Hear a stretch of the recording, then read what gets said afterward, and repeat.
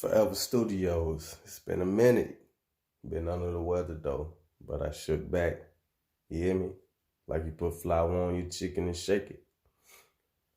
But yeah, do China get a pass for saying the N-word, y'all? Question. Hit that like button, subscribe, and share, man. KwameBrown, the guy who broke the internet 2021, dropped some good information about China, money, because he's explaining, and he's right. Money runs all this shit. And like God said, money is the root of all evil, y'all. What I'm finna present, KwameBrown explains it. You hear me? It's your boy Forever Studios. It's been a minute, but here we go. And KwameBrown, ball is in your court now. Let's get into it. I told y'all a while back, right, that everything was about money. I said it's more about money and class and who we like more than anything, right? I said that. Now, China, we all know, has bought, allegedly purchased dang near everything in America. Everything is made in China. It used to be proud to have something made in America, but now rarely ever any items are made in America. So that means most Americans ship their jobs overseas because they get cheaper labor.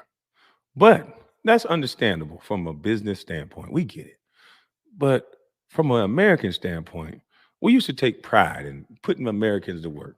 And we hold some people accountable for racism. But what I just heard on CNN, and I want to say fair use.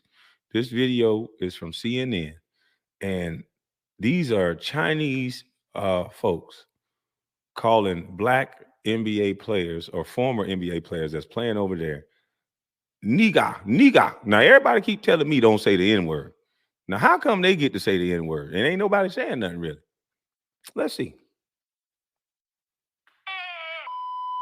In a disturbing video circulating on social media, you can hear basketball fans in China repeatedly shouting racist slurs, including the N-word. Oh, the CNN analyst is being so nice. He's talking over all them bleeps, but all those beep, beep, beep, they saying N-word, N-word, N-word.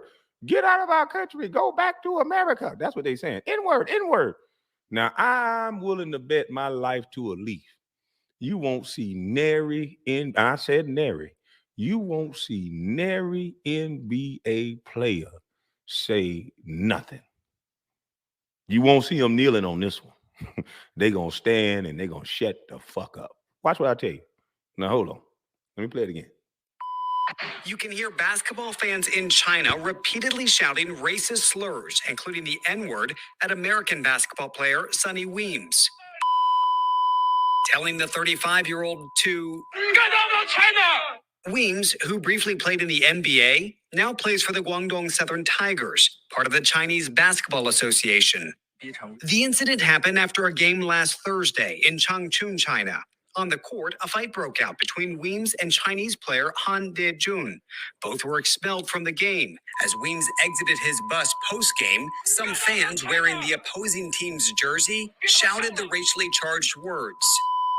In a statement released Friday, the CBA condemned the incident, writing, "The CBA has a zero-tolerance attitude toward any discriminatory words or deeds, and in an open letter to fans, asked them to, quote, resist uncivilized behavior." Both teams likewise condemning the fans' behavior. The Liaoning team writing, "What a fan should do is to cheer for players on the field, rather than insult, disrespect, or even abuse opponents off the court." Taiwanese American player Jeremy Lin immediately jumped to Weems' defense, posting on his Chinese social media Weibo account, "The abuse Weems received really was disrespectful. That word carried so much hurt, unfairness, and hatred that I couldn't put into words." CNN reached out to Weems, but did not immediately hear back. His last post on his official Weibo page, hearts. A surge of supportive comments from Chinese fans followed. "Peace and love. We will always be behind you," one fan wrote. Another apologizing. I'm sorry. Are you all right now? We always support you and stay here with you. The incident follows what's been a tumultuous few years in which U.S. China sports and politics have repeatedly clashed. In 2019, comments made by the then Houston Rockets GM in support of Hong Kong pro-democracy protests nearly severed a multi-billion-dollar deal between the NBA and China. Did y'all hear what he just said? It nearly severed a multi-billion-dollar deal between the NBA and China. I said this was all about money. Didn't I say that? Let me rewind that back. Maybe y'all ain't hear that. Always support you and stay here with you.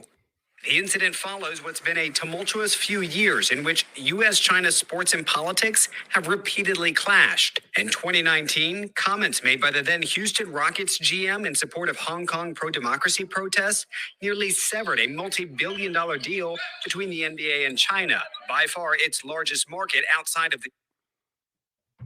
Now, I said that they use celebrities and black players and athletes to support their little agendas, right?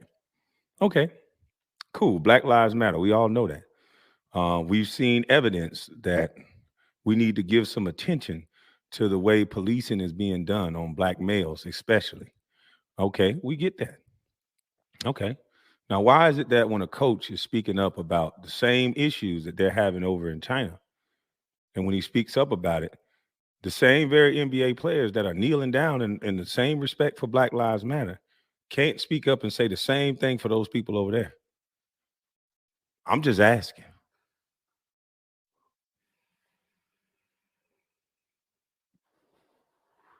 Now, do you think Brother LeBron and our stars in the league will be saying anything against China? Did you hear the way those China men were talking? Nigga, nigga, get out of this country, nigga. I wonder, do they talk to LeBron like that in the meetings? Nigga, don't say shit. Don't say nothing, nigga. Just sell shoe, nigga. Just run and jump. Sell shoe, nigga. Is that what they saying to our big? Because we all know they do not respect our billionaire. We just saw one jumping up in a lap.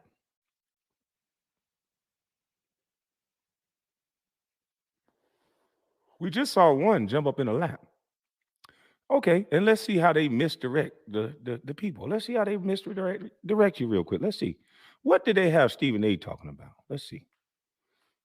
Let's see. While that's going on, hold on, let's finish the video because I think it gets a little worse. Hold on, let's finish the video first. The U.S. In less than 3 weeks, Beijing will host the Winter Olympics. Publicly, China has worked to portray a welcoming atmosphere ahead of the Games. Speaking to the media on Monday in Beijing, former NBA star and Rocket center Yao Ming, now president of the government-affiliated CBA, highlighted the role of sports in building bridges between countries.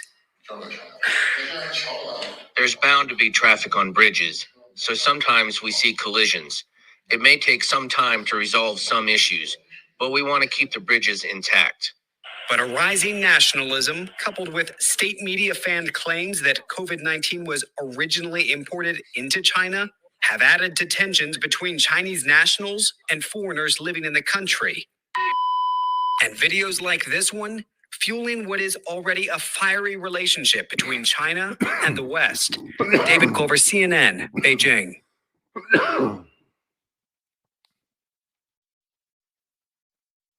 All right. What do you guys think about that? What do you guys think about that? Now let's see. What did they have Stephen A. talking about right after that? But you took me to the club for my birthday. Then I don't like you. No, hey, that was years ago. Don't be looking at my live texting me. I don't even know you no more. Jesus Christ. This YouTube, boy, I swear to goodness. But anyway, look at what they have Stephen A. Smith talking about. I want to say fair use again. This is not on Stephen A. Smith's page, or this is not on First Take. This is on NFL. It's Ausin, AUSIN. That's the YouTube page, AUSIN. So this is his video, fair use. They have a picture of Dak Prescott, and they have him apologizing for something as to me that was silly. He was feeling like the refs didn't make some calls. He said, "I'll let you hear."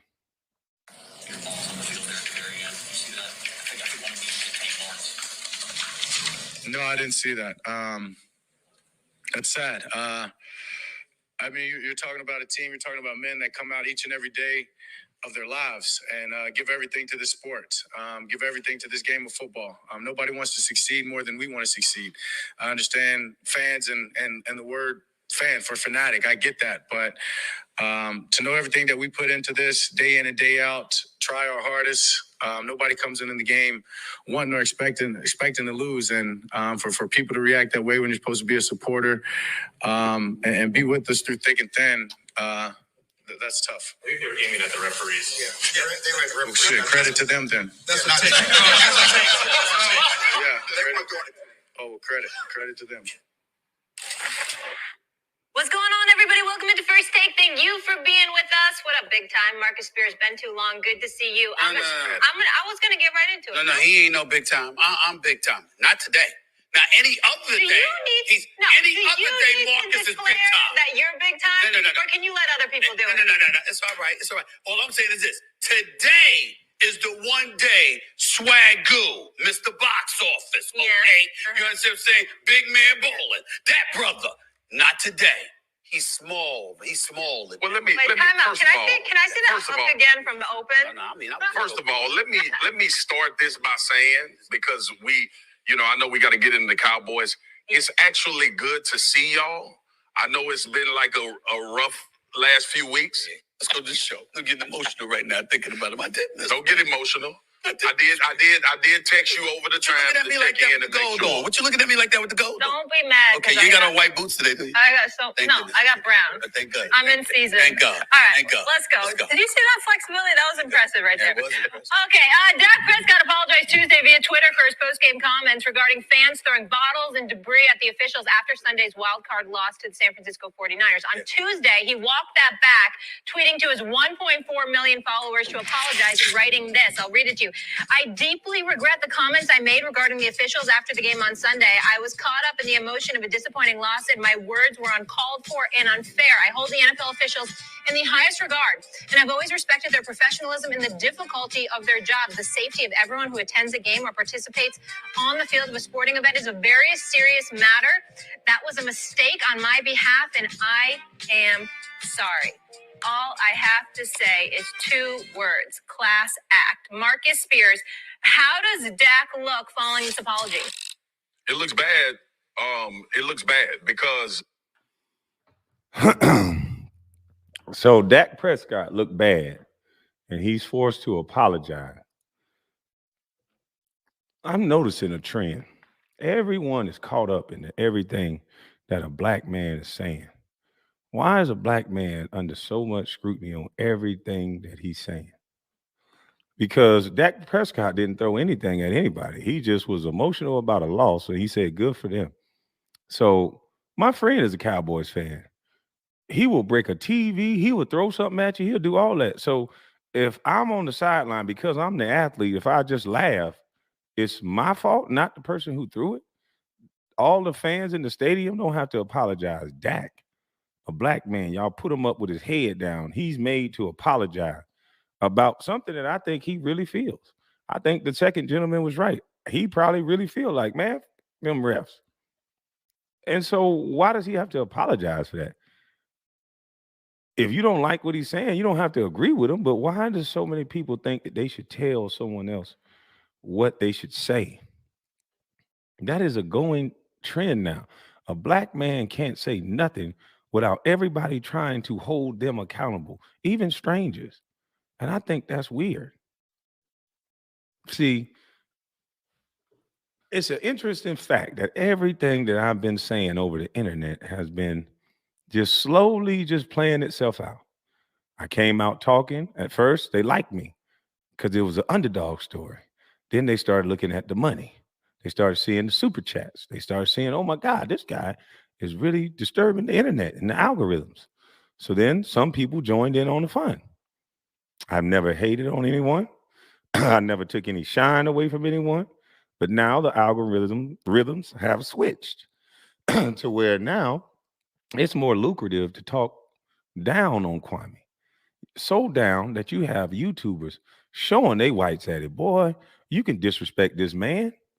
I told you that the go along, get along gang has many tiers. And us black folks, some of us are the biggest, most dangerous, and the most important part of this said go along, get along game. Everyone else is trying to say now that I've created a go along, get along game. Something that they don't even necessarily understand because they didn't even come up with the term go along, get along gang. A go along, get along gang is what you see now with the NBA and everybody in America that is so indebted to China that no one will call them out for the things that they have done to their own people. Now, that is a go along, get along gang. You're controlled by the money. A go along, get along gang controls your company policy. The go along, get along gang controls your politics and your thought process and what you see on TV. A go along, get along gang ain't no motherfuckers on YouTube giving flags out. Now, I even said I didn't agree with Mr. Skinny giving this brother a flag. I haven't given anybody a flag. Some of the people deserve a flag, but I haven't. Because I want people to see these teachable moments, how we do each other. There's black men talking about my dead mother, not no white man. I told y'all. Y'all keep thinking quicksand mean you some violent, angry, rough, tough, tumble. No. Quicksand just don't do nothing. It don't do much. The more you struggle, the more you say it's one way, you're gonna prove everything I'm saying right. I said white people cannot talk about black folks in America without some sort of punishment. So they get black people to do it. And who's talking about my mother? Who's talking about my brother? What color was the man who first told you guys about my murderous daddy? Like that had anything to do with what I accomplished. What was the first person who said that?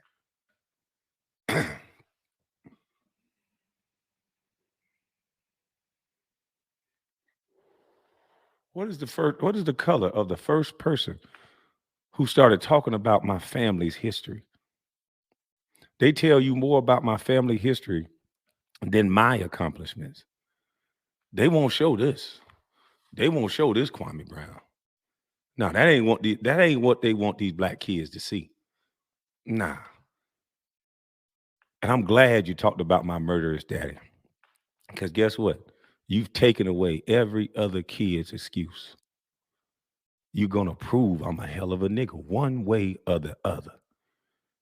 Some of you laughed that I had no shoes on my feet.